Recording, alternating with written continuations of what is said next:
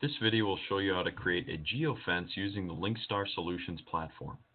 So first we're going to log in and then select Geofence.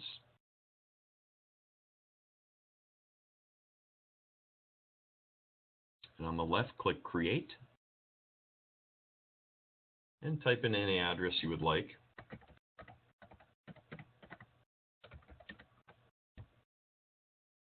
And then I'm going to zoom out a little bit here. We have the city of Alexandria, and I like to click this Layers button within Google Maps and click Google Hybrid. And this will actually give you the satellite imagery, plus it's going to give you the street names. I'm going to zoom out a little bit more here.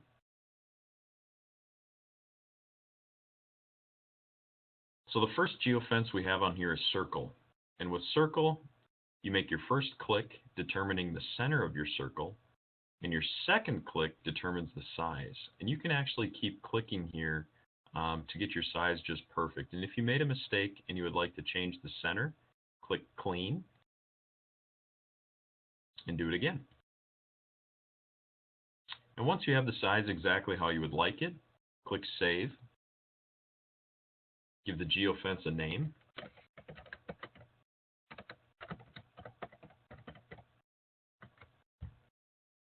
Description if you would like to. Border color, fill color. This comes more into play when you have multiple geofences in one area. In geofence group, I only have one group with this set of logins. Some of you may have multiple, and to add the extra groups, click this button. They don't all show up in here by default. And you can click Save, and this would basically just plot that geofence on a map. But most of you are going to want to get alerts when you create these geofences. So to do that, I'm going to click Assign Item in Groups. Scroll down a little bit here. And you have a couple of actions. You could select in, out, or both, or none. But I'm going to select both, and with both, it's going to allow me to set up alerts when devices that you have out there come into your geofence and then leave.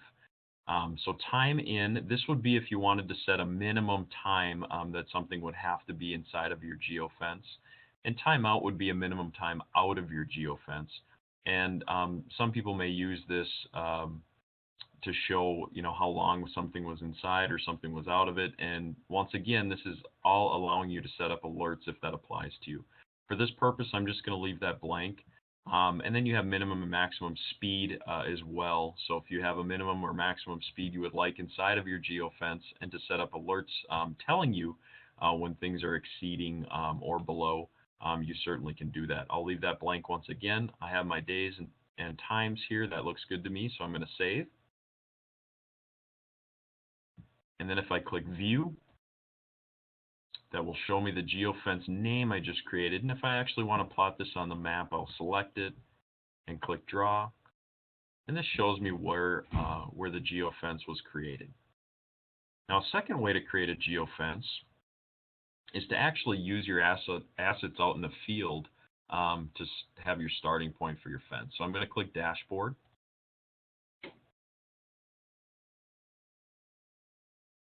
And Vehicle. And you can obviously select anything that you have out there. And I'm going to select this globe icon to plot it on a map.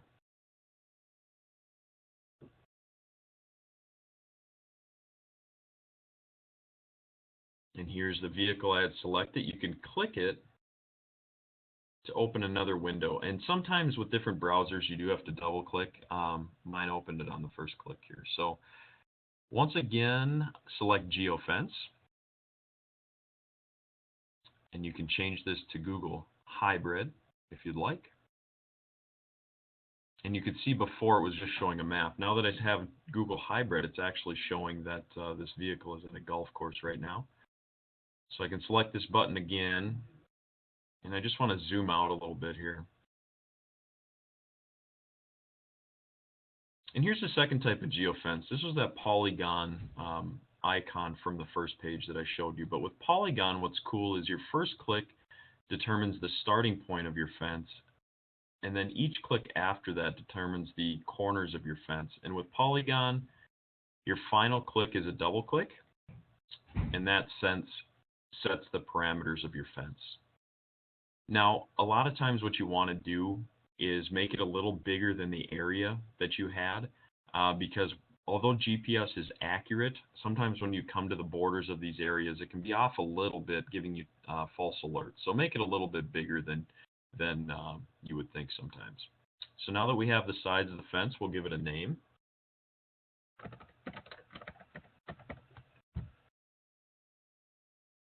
And description, once again, if you would like to, you can change these border colors and fill. We'll make it a nice purple and gold fence here. And I'm going to click this button again because I'd like to set up some alerts.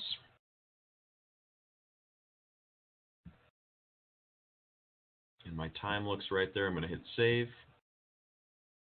And now when we click Geofence, under view we have both of them here, and I can actually select both. I'll click draw, and it shows my two different fences I've created. If you just select one of those and draw, it's going to zoom in to the nice fence that you've created before. So that is how you create a geofence. And check out another video on linkstarsolutions.net to see how to set up your alerts. Thanks.